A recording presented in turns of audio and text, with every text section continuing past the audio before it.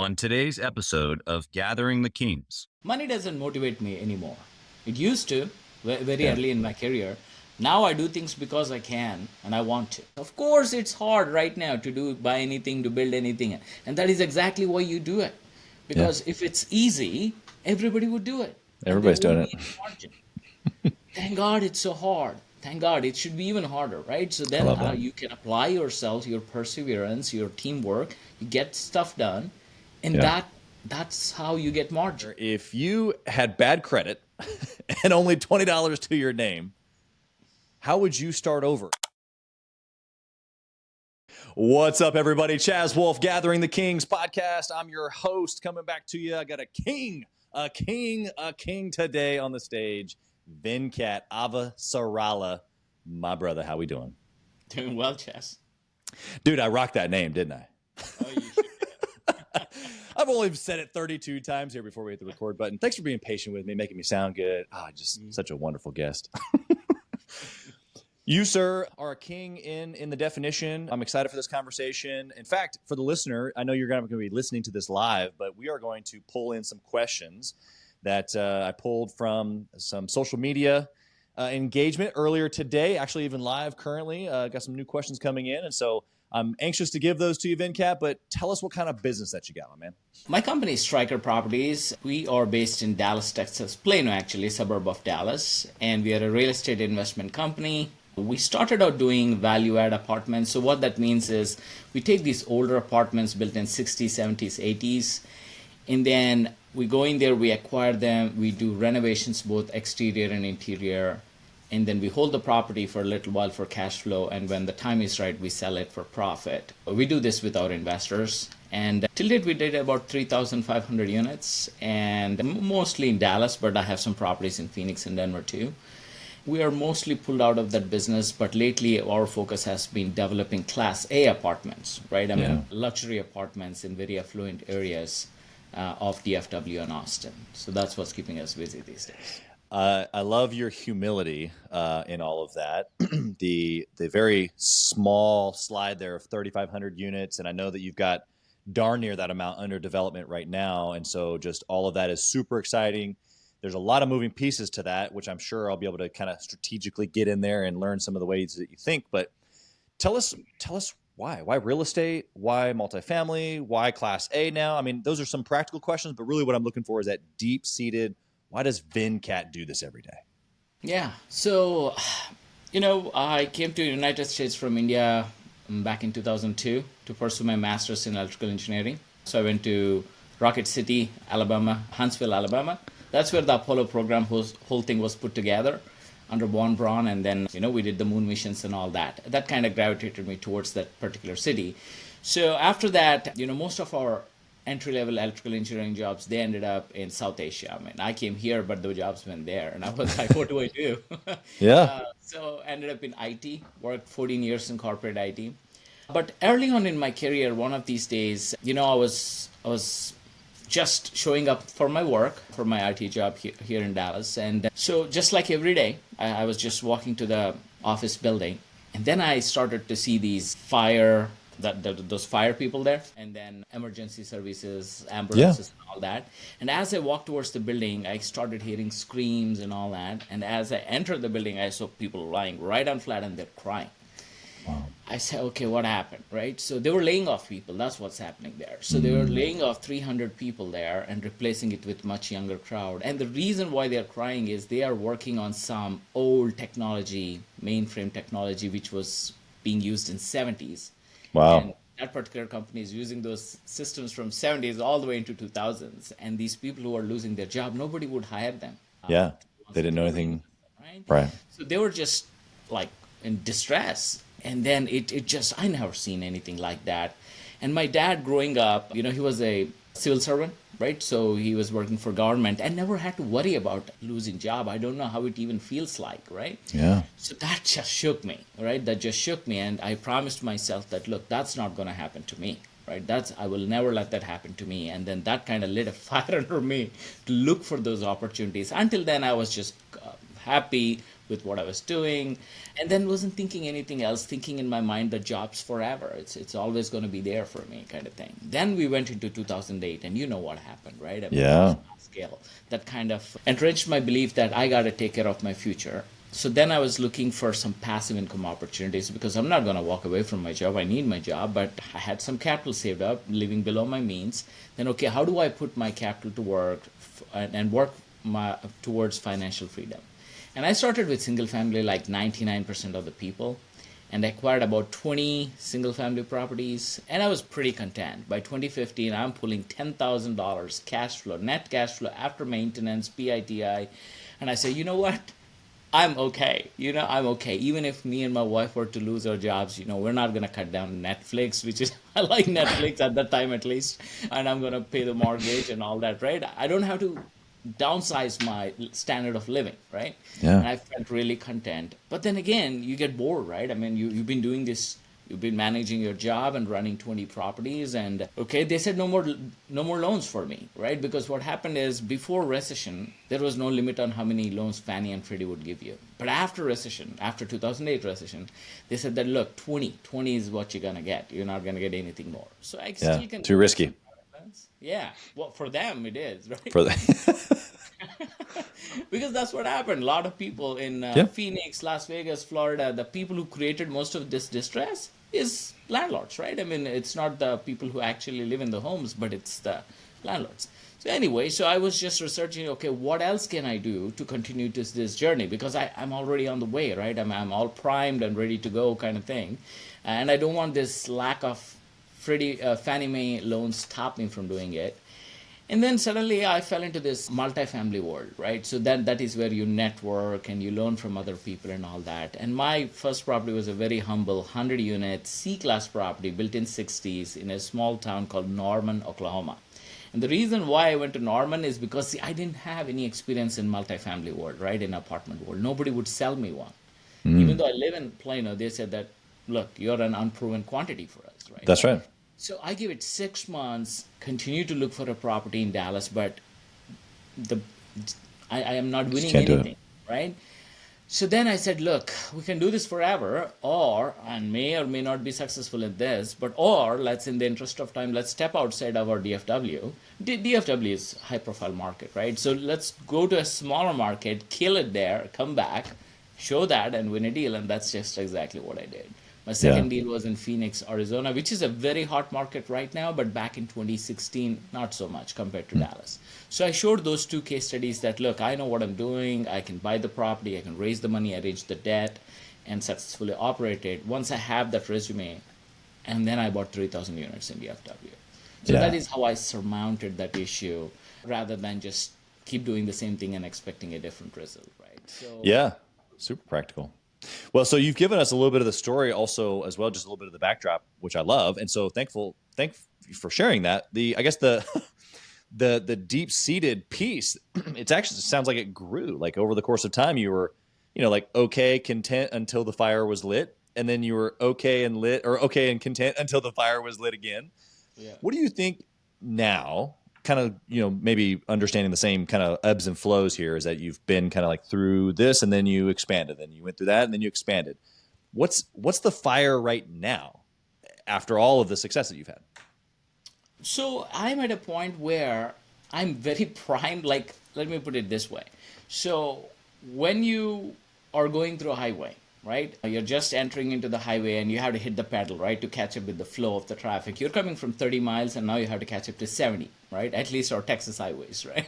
So once you hit 70, they'll give us another 5 over, right? So let's say I want to go to 75. But once you get to 75 miles, you don't have to keep pressing the pedal very hard. You have to a little bit. So what I'm saying is, like, once you find that momentum will just carry you. It's not like every day I wake up and say, you know what, I want to do that, I want to do this kind of thing.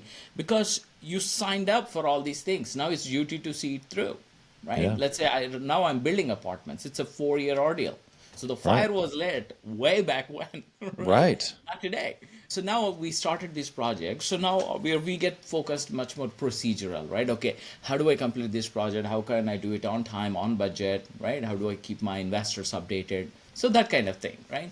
Yeah. So What I always try to do, spend most of the time, at least 2 hours a day, I read. I read not books and that, I read about industry, what the big boys are doing in this industry, what the news is, I'm put a lot of focus on macroeconomics, right? If you do not understand macroeconomics, you don't know what you're doing here, right? So you have to understand it and reasonably able to predict what is going to come so that you are not surprised every single time. Yeah, that's So, good. so right now, my thing is to provide shareholder value, right, for my investors, and it became very hard with the interest rates growing. So now my next thing is, okay, what does the future look like? What I did 2 years back, if I keep doing that, I won't be successful. Not very much anyway, right? So That's right. what do I do right now with today's conditions to be successful in the future? So that is what actually drives me. It's the journey that gives me pleasure. Yeah. Well, I agree with you. I think that you're right. It's always the like, where are we going today? To get kind of dial that down into literally today, it's, ending of Q3 2023. Rates have gone up. They're going to continue to go up, at least as from what we understand. It's squeezing multifamily and maybe even commercial real estate. And there's one camp that's doom and gloom. And then there's another camp that's like licking their chops and they can't wait. Where do you find yourself and why? Somewhere in the middle there. And the reason is this. Look, in 2008, in 2009, February, I thought America was over. Every day I came to home from work, turn on the TV, Glenn Beck used to show up with a small chart and a stencil, and then he used to say that, look, this is what's happening. We are over, we're done, there's no tomorrow. I don't know why he did, but I believed all that, right? I just believed. I was so young in investing. I was 29 at the time, and I didn't know any better, and I believed it. Yeah. It was very convincing, right? Somebody who's not convincing cannot be all right. So I thought that it's over, America's domination is over. At the time, China and India was doing very well, even Russia for that matter. That's when the BRICS concept came out. So honestly, I believe that our better days are behind us, it's over. Well, that's not how it turned out, right? Right. So we need to have some confidence in this country, right? Of course, that. problems comes and goes and all that, but fundamentally we are doing something right? That's what got us here. Yeah. So then I changed my mind. Is like, whenever, like, even if now, if you go to LinkedIn, right, there are a bunch of people that, oh my God, it's over, we are spending too much, that's all true, but don't talk as if it's like doom and gloom, like it's over. We are America, right? So we'll always figure out a way. So I'm not so much saying about the president or anything, but our institutions, right? Our resilience, right? Heck, we won 2 world wars. Yeah. Right? We delivered peace to the world 2 times in a much big way, and we were nothing before World War II. So everything has to start with what you're working with. We are working in a best possible country ever, right? So have some confidence on the country, right? That will survive this. So then comes to, yes, interest rates. All that is all good, but interest rates is something that you have to deal with, right? That's right. So that's why, I only build apartments now. So I sold most of my portfolio in the peak of the market, September 2021, because I saw the writing on the wall. Because one thing which is not working in our country is the wealth inequality, right? So what's happened is when they printed so much money and left it, guess where all that money went? That all money went to the top 20%, the investors, white collar workers and all that, right? But the bottom 40 to 60%, they got a one-time boost, shot in their arm. They got money in their hand. They went spending this and that. It was all fun, but now it's over. They stop sending that money, right? So but now they have to deal with inflation, right? Printing all that money costs inflation, but it's hitting like crazy, this bottom 60% people. And for you and me, Chaz, like, when we go to groceries, eggs used to be $4 a dozen. Now it's $8. You know what? We're just pissed, right? But that's okay. Right. We'll still get it, right? It's not like we're gonna come back with our eggs. That's But right. there's a mother out there who's thinking, okay, what else can I cut so that I can still give 2 eggs a day to my kid, not 1? And when she cannot figure it out, she'll only come with eggs enough to feed him 1. That's actually happening, right? So now I'm trying to choose, okay, who I want to serve. Right? So if you want to do something like NGO, nonprofit, that's a different thing. But this is for profit business, and this is for my investors, right? They are trusting me and giving me their hard-earned money, their nest egg, so to speak. And now I'm for all purposes a for-profit business. So I choose to serve the top 20, 40% of the economy, but not of the society, and not the bottom 60%. So that was the realization I had in September of 2021, and I sold most of my portfolio. These are B and C properties, right? So workforce housing and all that. So I got out of it. Because that is the area right now which is just some distress started to come in, and that's struggling. If you see the top 40%, it's okay. It's okay, right? These classic properties in nice areas, even the properties built in 2000 and above in last 20 years, they're doing okay, if not spectacular, right? Yeah. So that's one thing. And that's why I'm building in Class A apartments in these rich neighborhoods, because a lot changed in the last 10, 15 years, right? In the way our country is. Back in 70s and 80s, our household size used to be like 3.5 or something per household. Right now, it's trending 1.5. Wow. Right? So people are not getting married like they used to. Even if they're getting married late. Single motherhood is on the rise, and some people choosing to not having kids. So a lot of change is happening. And now, just to add to that, an entry-level home, people used to be able to buy with 3 times to 4 times the annual income. Now it's like 7, 8, 10 times. Yeah, it's a lot. Put it all together, what are we getting to? They got to live in an apartment. There you go. So you have to rent, right? If you make a really good money and you don't want to responsibility of upkeep of a home, you might go rent in a home or a nice BTR product, build to rent product or whatever. But for the vast majority, these people make good money, but they don't have a down payment, or they just don't want to mess with it. They just don't want to mess with it, Especially the young crowd, they like this flexibility. So they're all hitting apartments. We are becoming a nation of renters, and I'm right there with my shovel to provide the product at the right price, at the right location for these people to come live in and thrive there with a lot of amenities. Yeah. So that's what my job is. And in process, create profits for my investors. Of course. Yeah, I think the insights there on the macros, I think, is great. Also, your insights on 2008 is, chilling a little bit, especially as an immigrant, as someone who, not that much longer before that wasn't living in America. For you to have what I heard, such patriotism, such belief in what we're doing, this thing called America, this thing called a republic. It makes me think of just even this morning, I had my kids before they started their school downstairs with my wife. We'd look out the window and I got an American flag out there, and we're saying the Pledge of Allegiance. And it's like, that flag, okay, just a piece of cloth, fine. But what it means is everything you just said. It's like, no, like, this is America. As long as that thing is up flying, Venkat is right. And we can go figure it out, right? Yeah. What do you think gave you, obviously that moment in 2008 where you're like, oh my gosh, and you believed the wrong things, and then you saw it kind of play out. That was the practical piece. But what do you think on the inside has given you the courage to go, know what? America really does have it. I've got a lot of money behind this belief also. Where does that actually come from, you think? So then that is when you talk about, how they say that history repeats. It doesn't quite repeat, but it definitely rhymes, right? So then I started talking to old timers, right? People with a lot of gray hair, war wounds and all that. And what they said is what I was saying earlier, right? America always comes back. We'll figure it out, right? So they kind of instilled that confidence in me, like, look, this happened before, right? The crazy 70s with crazy inflation, right? The world wars, that war, Korean War, Vietnam War, a lot happened here, right? Yeah. So, but we always survived, right? So we always survived. So basically, they started making me think these issues that we have. Let's say right now, what the issue is inflation and interest rates.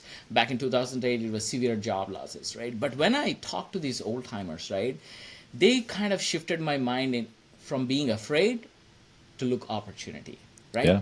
Why, if everything is good, everything is priced to the brim, what excites you to buy it at that time, right? So the idea in the business is buy lower, sell higher, right? That's the basic. So why are you not, right? Why are you not excited about all these opportunities? Yeah. Right? Completely 180 mind shift, and that is why I'm not afraid right now with this inflation and all that. This is right now. Yeah. Yeah, I hear you. I hear you saying that you're not sitting up on a throne blissfully just, oh, we're going to be fine. I hear you paying attention, taking note, but also digging into the note, which is even going back further to the old timers like you're talking about, and going, okay, well, what's the actual strategy here? It's not like doom and gloom isn't coming. This is a cyclical event. People are people, and how do we win during this time? I love what you said there. Thank God it's hard. Thank God it's hard, because then everybody would just be doing it, which is basically what happened the last probably 3-5 years. Everybody was doing real estate, right? Exactly. You didn't have to be anybody or know anything. You just got started in real estate and made money. And so I think that you're right. It'll weed out not only just real estate, but just, the online space, the tech space, like all the people who just got started and have no perseverance, which is really what the deep-seated principle you're talking about, is that we'll just got to persist through it. It doesn't matter how hard it gets. In fact, we kind of get a little bit excited when it gets hard, Yeah. Okay. What do you think right now, during the current state that we're in, that you're thinking about, or better yet, if someone's on the other side of the table from you and they're an investor, wondering if you and your company and your types of decisions and your types of investments are good for them, what questions are they asking, or what questions should they be asking? So one of the challenges we have in this multifamily is like single family, most people understand how it works, right? Because they themselves probably be doing that. Multifamily is a little different. The loan that we bring on these multifamily is different. The strategies are different. The operations are very different. So I spent quite a bit of time whenever, let's say, I try to go raise money, right? Usually what you see is you prepare a deck, you mail it in and say, okay, if you want to sign up there, wire the money, do the paperwork, right? I do a little differently from day one, right? But I explain what we are getting into so that people are walking into this wide open. Hey, every investment has risks, right? Who would have seen this interest rate, the way they went? And even look at the banks, right? I mean, look, Bank of America, Chase, all these big banks are holding hundreds of $billions of losses on their balance sheet because they bought 10-year treasuries at 0.65, 0.75. Right now it's 450. So that's about 80% loss. Right? Every dollar they spend buying those bonds, there is no loss if they hold it for the full 10 years. But right. So what I'm trying to say is like there's no smart person in this country. Everybody was duped into thinking that these interest rates are here to stay, but they were not. Right? So a lot of complexity in this thing. So what I do is like I invite them into the webinar, explain them. I take a good 2 hours of their time and sometimes 3 hours. And believe it or not, 50% of the people still stay on after 3 hours. I try not to do it. I try to give everything on the front end. So whenever it's enough for you to make a decision, you can drop out, but the others will stay. But I believe in actually giving a lot of information. I wish I can do more, like create content and all that to educate my investors. But right now, to answer your question, what they're asking is how the future is looking like, right? I mean, is this a good time? Because look, in 2021, you have no idea. I mean, you put in a deal there, by afternoon, it used to get filled. We used to raise like $5, $6, $7, $8, $10 million like it's nothing, right? People were throwing money at you from every which direction. But right now, if you see, not so easy, right? I mean, people are like hesitation. Oh, are we getting the recession or not? But this is what I tell them that, look, we got independence in 1776. And 250 years later, around 2008 area, that 250 years is what it took to print $7 trillion. Our money supply, M2 money supply, was $7 trillion at the onset of the Great Recession. Fast forward another 15 years, we tripled it.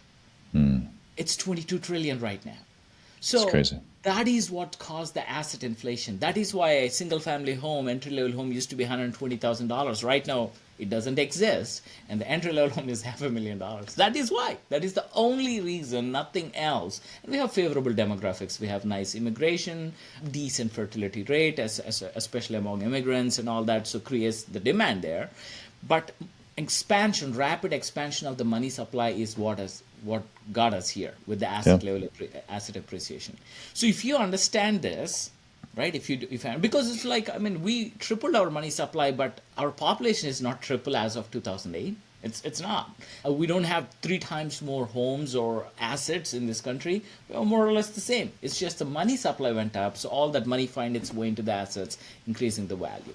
So if that is right, okay, how does the future look like? Well, our GDP is 25 trillion. And we just breached $33 trillion public debt. And that's not even counting all the entitlements, right? That unfunded entitlements. Soon, we're going to bring less Social Security money than we have to pay out. All these days it was different. So it's things are compounding, putting pressure on the treasury. So I believe that soon they'll start the money printer again. I mean, and you think that, oh, America is printing all the money, but again, look at China, our number two. Their Yep. GDP is 125 trillion yuan, not dollars, yuan, and then they printed 280 trillion dollars in money. So their money supply is 2.4 times their GDP. Our money supply is 22 trillion, our GDP is 25 trillion. We are only 80%. Our money supply is Right. only 80% of the GDP. So what that means, our velocity of money is much harder there. So what I'm trying to say is, like, we're not the horrible. We're going to be okay. No. We're like way better than Yeah. China in financially, right? So Yeah. you have to understand this to imagine how the future will look like. So soon they will start printing money again, and when they print money, that money is going to find out into assets, and then assets will continue to appreciate.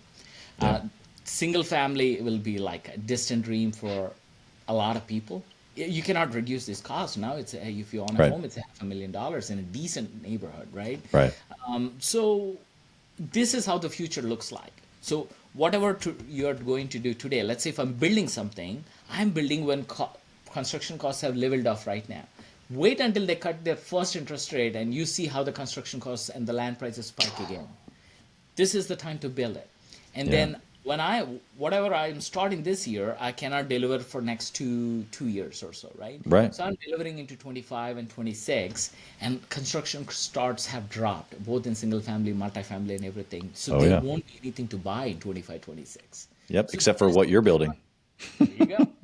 Hey, Chaz Wolf here. As many of you know, I have been on an absolute mission to help entrepreneurs from all across the country in many different industries level up their game and grow their business and intentionally connect with other entrepreneurs. We do that obviously through the podcast, but we also have a peer-to-peer mastermind group specifically for 7 to 9-figure business owners. We are bringing some of the best and most successful entrepreneurs and minds together in a regular and super intentional way to not only grow our network, but to be able to leverage. And at a certain point in business, success becomes about leverage, leveraging time, leveraging resources, leveraging key relationships.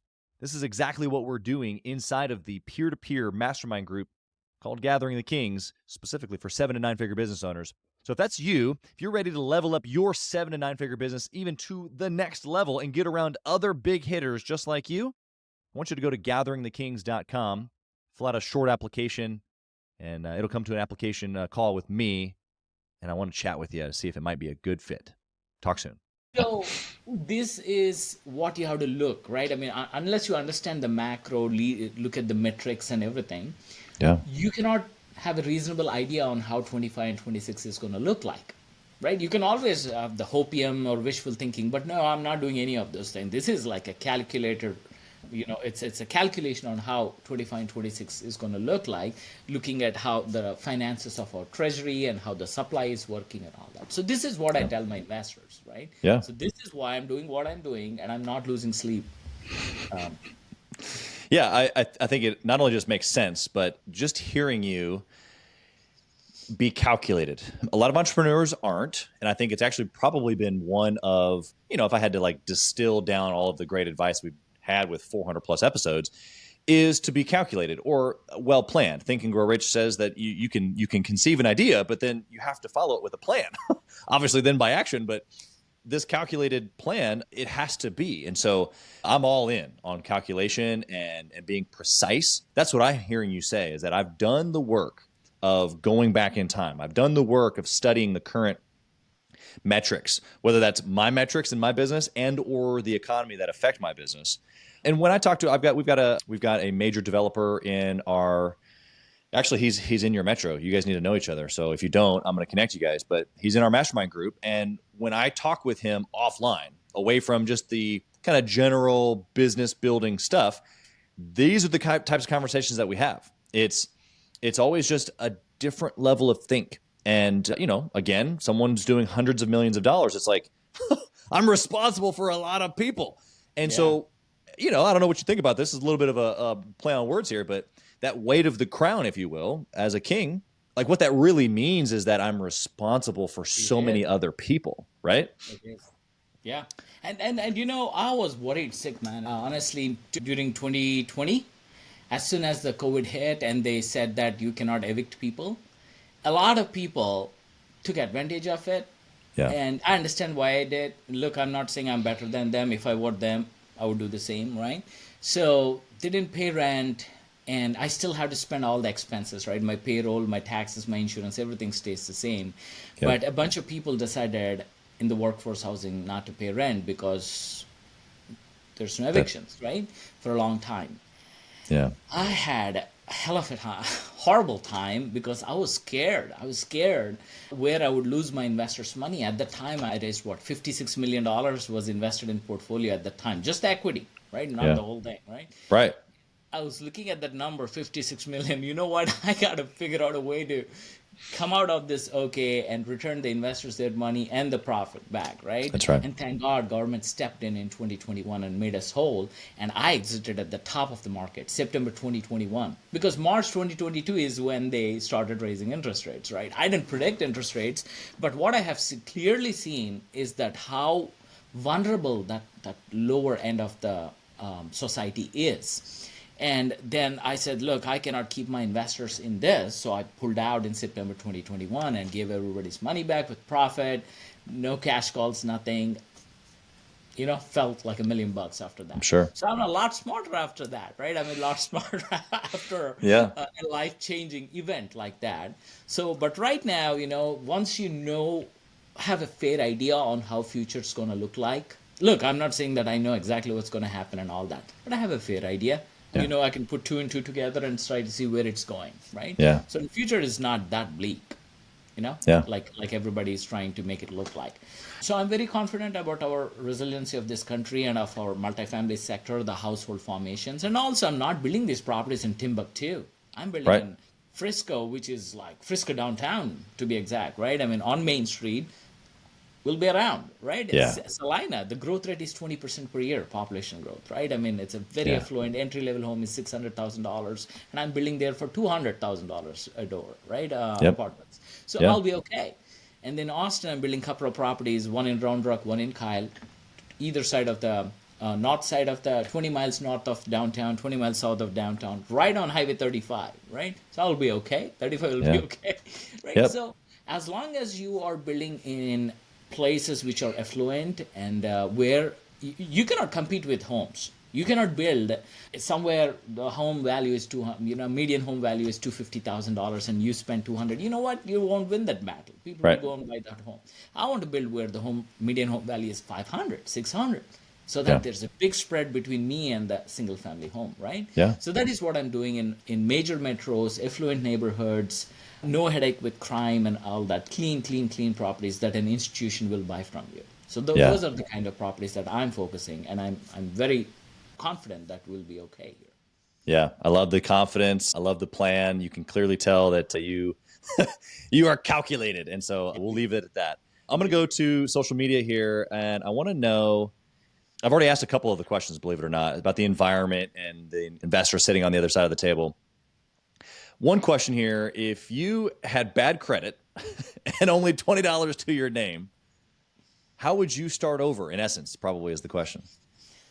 What I would do is, first I'll take a piece of paper and write down my strengths and be honest about it and write down the weaknesses, right? Definitely. So like Warren Buffett said, that spend that $20 on yourself, right? First you have to get better so that you are useful to somebody. Obviously you don't have credit or the capital to get started with your own business, right? So obviously you have to go work for somebody.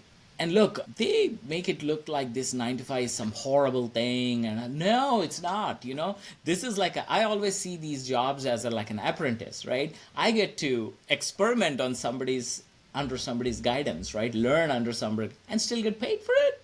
Capital formation so that I can do something else with my money. Oh my God, that's a hell of a deal. Right? Yeah.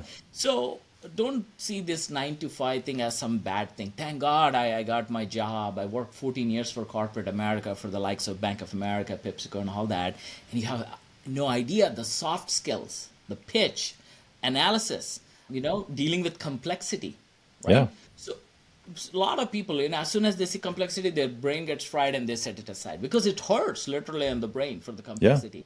But then again, once you're exposed to so much complexity on my day job, right, for so many years, I'll take it with ease. That's a skill. That's a soft skill. You're primed for success working for these companies, right? So what I would say is like try to improve yourself on where you're lacking and be useful for somebody so that and say that, look, I'll work for you. Let me work for you and learn the skill set there. Yeah. And then obviously how to fix the credit. Without credit, I mean, it's just, I'm not saying it's impossible, but it becomes needlessly extra hard to Yeah. do anything, right? So you have to Yeah. fix the credit, and I'm sure there are a ton of solutions there. But go work for somebody, be useful for them, be a fly on the wall wherever is possible. Go network, right? You gotta talk to people. You gotta talk to, especially, I love talking to old timers, right? Because nothing is happening right now which haven't already happened. Right, so they'll true. give you a lot of perspective. So get into the club, right? I mean, now it's so much easy. Back when in 2006 or 7 when I was starting, we used to have an odd meetup here and there. There's no Facebook groups, there's no LinkedIn groups or nothing, right? I mean, we are pretty much on our own. Just picked up the phone. Yeah. There's no YouTube. Yeah. Anything that you have to learn, somebody have to teach it to you, right? Yep, now, that's right. now ignorance is a choice, right? Yeah, oof. You're living in a golden era of information right now. So that's Yeah. what I would say, go add value to somebody, work for them, and then learn skills. Yeah. Would you say that this applies? Like how long does this apply? Because I'm thinking of the guy rather than $20 and no credit, the guy that's got 5,000 and halfway good credit, or the guy that's got maybe 50,000 and okay credit, or the guy that's got 250,000 and great credit. Like where in the scale does someone start investing on their own, or maybe with a guy like you? No, $200,000 is something that you would need in order to free flow, where you don't have to worry about it. Is my personal opinion. There's no hard and fast number to that. But I always find that when I was starting back in 2007, yeah, that's kind of the number I had. But then again, conditions were a lot easier back then compared to now. But then again, now we have many opportunities too. Let me give you an Sure. example, right? Real estate doesn't have to be the only way, right? I mean, Andrew Carnegie back in 1920 said that real estate makes 90% of the millionaires, right? So it's great if you can do real estate, but it doesn't have to be real estate, right? Right now, these young people, right, they're doing drop shipping, they're bringing a product, completely branding it, selling it, everything. I don't know if it's true or not, but when you see these TikTok videos and all that, where people stop and say that, okay, what do you do for a living? How much you make last year? Some young people say that, look, I made $10 million last year, right? I mean, they cannot all be lying, right? So Yeah. Let's say 9 out of 10 of them are, and the one that isn't. yeah. So it makes me think, am I in the right business, right? That's right. That's right. There are so many different ways to be successful, and real estate is not the only way. Real estate is capital intensive. So either you have the money or you find a capital partner, right? So somebody who's having a very good 9 to 5 job, makes $500,000 every year, but doesn't have any time to do anything. Yeah, go find who that is and say that, look, let's do it together. You put the capital and I put my my work, and then we'll be successful together. You can certainly do that like that in real estate, but don't tether yourself only to real estate. Trust me, there are so many ways to make money. Right now, making money is easy, Yeah. right? The young people are just killing it out there.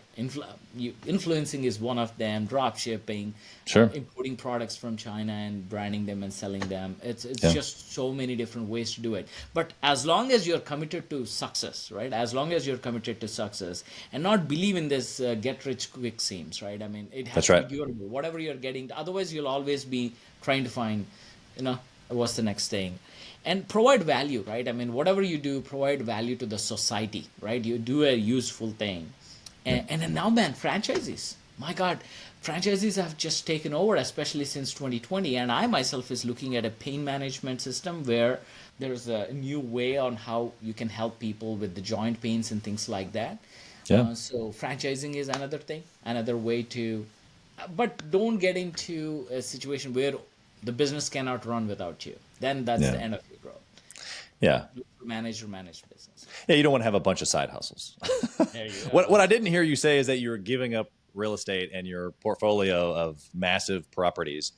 But it is, I mean, whether it's FOMO or the grass is greener on the other side, I think the biggest thing I just heard you say, which isn't practical at all, but it's real, which is you as an unbelievably successful real estate investor, someone who's not only done well himself, but has made tons of money for other people also, is watching a TikTok going, I wonder if I'm in the right business. That right there is just the power of influence and social media. But I didn't hear you say that night you started drumming up a plan on how you could, learning how to drop ship, No, I'm happy with where I am. But what I'm saying, but the point is, young people often complain that, look, you started when you did, and things were easy, right? My first home, single-family home, was a foreclosure built in 90s. I bought it for $50,000, man. That was like a steal, right? I mean, back those days, I didn't know it was a steal. I was scared as I buy every. It was a lot back then. But mortgage was a very bad word at the time, right? Nobody wants to do anything with a home or bad. 2008 all the way to 2011. 2012 is when the shift happened, right? But I was buying through that, right? So it was not that easy as people think, because we were scared. We were just scared every time we buy something, but we did it anyway, right? Yeah. So what I was trying to say is that, look, the real estate cost is high right now, but then again, you have so much building a network. You know how hard it was to assemble 200 people in a room back then? Now, a Facebook post. You can literally bring that many people into it. And that network has power, right? That network has so much power. So a lot of other things are much easier as well. Raising money became a lot easier. Back then, you're just calling. Calling, no credibility, nothing. You're just calling, right? Yeah. But now, I mean, you put together a webinar and just you raise $10 million in an hour. Yeah. Yeah. That power, you gave several examples there. And so I'm thankful for that.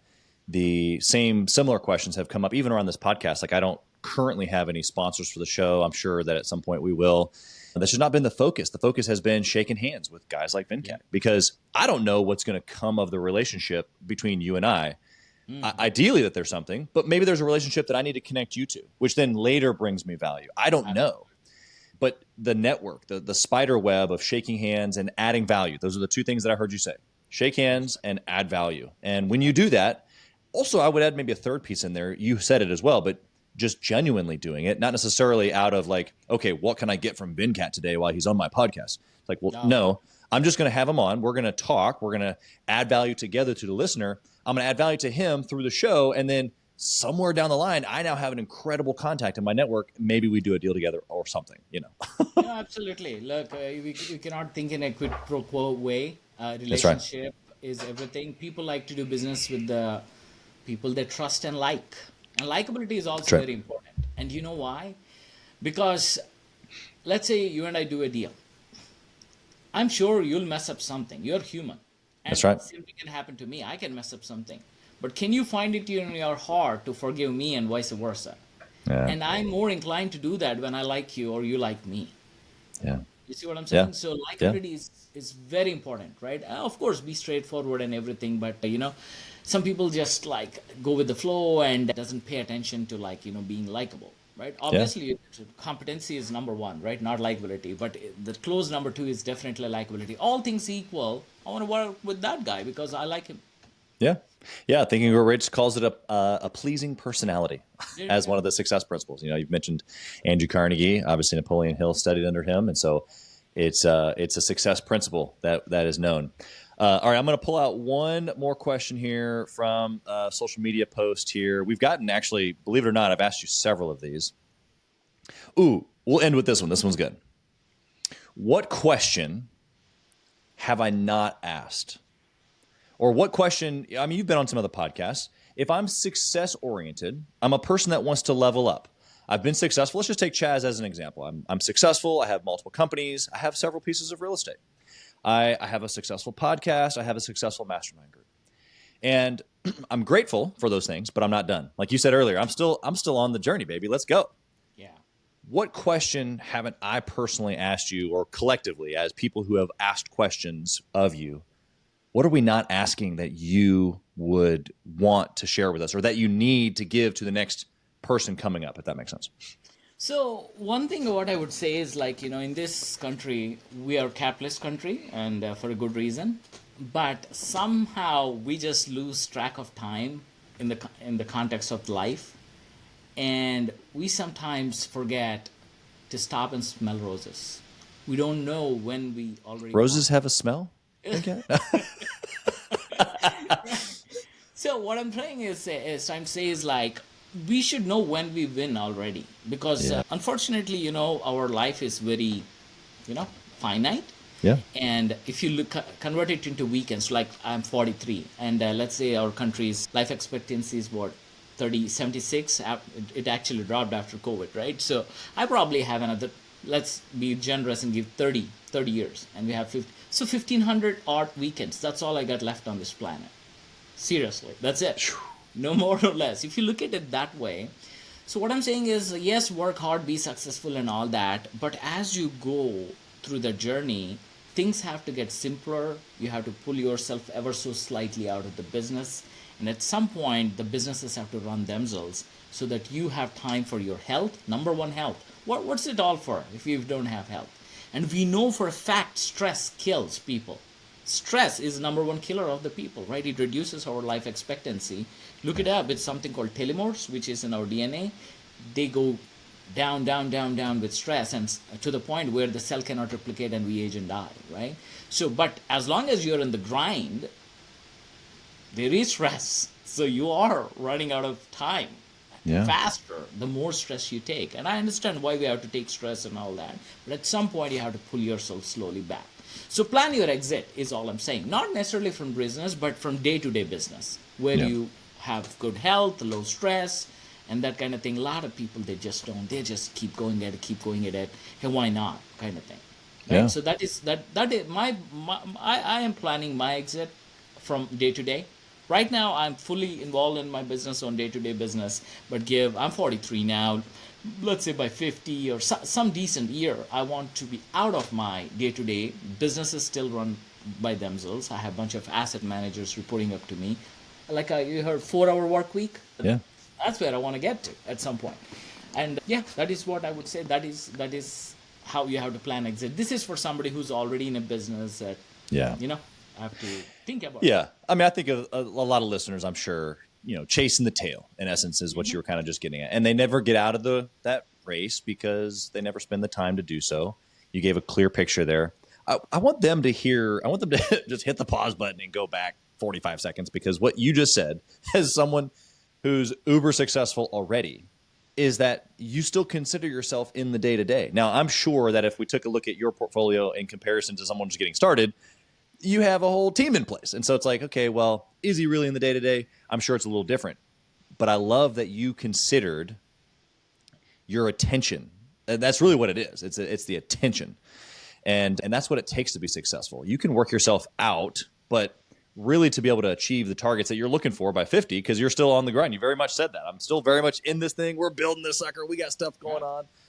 And I think that's well beyond a number or a certain dollar amount that we've made. You're in it for the game now, and for the journey. Absolutely, yeah. Money doesn't motivate me anymore. It used to, very early in my career. Now I do things because I can and I want to. Yeah, it's powerful.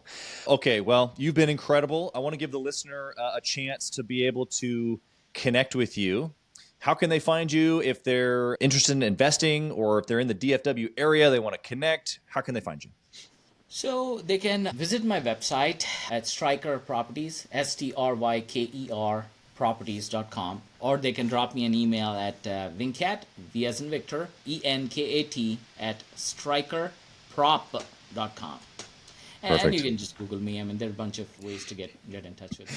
Yep, that's an easy answer. I often give that when I'm on a show as well. Just go to Google, type in Chaz Wolf, or in this case, Venkat. I'm sure that they're LinkedIn, Facebook. I mean, yeah, pick your way. You're there. Well, you have been generous with your time here today, as valuable as a commodity as that is, and you described. Thank you for giving it to us, giving us your knowledge, your experience, and your courage, man. You lived through 2008. You didn't just live. You made strategic moves, and you've seen it happen, and the the excitement that you have for your future, knowing the industry that you're in and what you've been through. I think every single listener here today should be, what'd you say at the beginning? I got a fire lit in me. That's kind of how I feel right now. Let's go. Venkat, blessings to you, your family, your business. Thanks for being here. Thank you, sir. Thanks for having me. Thank you for listening to Gathering the Kings today. I hope that you were able to pull out a few nuggets to go apply into your business right away. More importantly, though, I hope that you're realizing that it takes more to be successful than just being by yourself, doing it all on your own, carrying the weight all by yourself. What I have realized, not only in my own journey from multiple businesses and multiple different industries, and now interviewing over 200 or 300 other very successful 7, 8, and 9-figure business owners, is that it's tough to do it alone. And so Gathering the Kings exists to bring together successful entrepreneurs. In fact, we are putting together 1,000 kings, specifically who are grateful but not done. We're intentionally assembling kings who fight tooth and nail for their business, family, and communities. And here's what we believe, that in the pursuit of excellence in those areas, that it ignites within us the responsibility to govern power and forge a lasting legacy. So if that relates and resonates with you, and you know that you need people around you, sharp, qualified, other very successful business owners, I want you to go to gatheringthekings.com. I want you to take a look at what we're doing and see if it makes sense for you to be part of our pursuit to 1,000 kings. Talk soon.